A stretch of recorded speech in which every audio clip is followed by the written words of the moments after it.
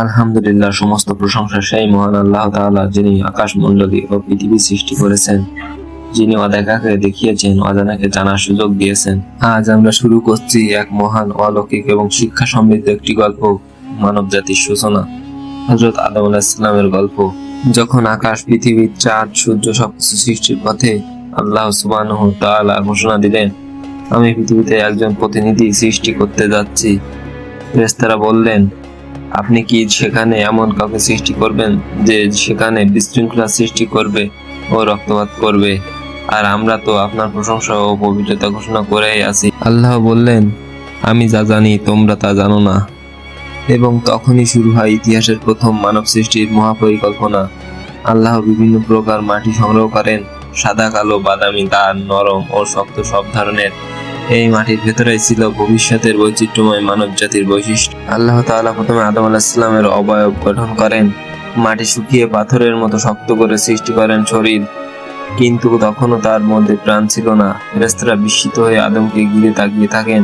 ইবলিস তখন অহংকারে ঠাসা হয়ে বলে, এ তো মাটি দিয়ে তৈরি, আমি তো আগুন দিয়ে। তারপর আল্লাহ নিজ হাতে আদম আলাইহিস সালামের মধ্যে রূহ ফুঁকে দেন। মুহূর্তে আদম আলাইহিস সালাম প্রাণ পেয়ে উঠে বসেন। তিনি প্রথম শব্দ উচ্চারণ করেন। আল্লাহ তাকে ভাষা, শব্দ, নাম সব শিখিয়ে দেন। আল্লাহ তখন আদেশ করেন, তোমরা সবাই আদমকে সিজদা করো। সব ফেরেশতা সিজদা করলেন, কিন্তু একজন সিজদা করলো না। সে ছিল ইবলিস, জিনদের মধ্য থেকে। সে বলল, আমি মাটি থেকে সৃষ্টি, হাওয়াকে নিচু মনে করি, আমি তো আগুন থেকে সৃষ্টি। এই অহংকার ছিল তার ধ্বংসের শুরু। অতএব বের হয়ে যাও এখান থেকে, তুমি অভিশপ্ত। ইবলিস তখন প্রতিজ্ঞা করল, আমি আদম আলাইহিস সালাম ও তার সন্তানদের পথভ্রষ্ট করব, ডানে বামে সামনে পিছনে থেকে আমি তাদের ঘেরাও করব।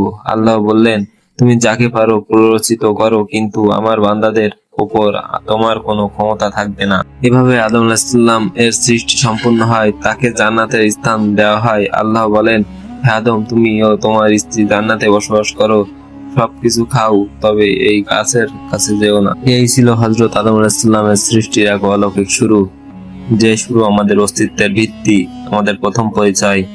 এই গল্প কেবল ইতিহাস নয়, এটা এক শিক্ষা, এক বাস্তবতা আর এক আধ্যাত্মিক সত্য।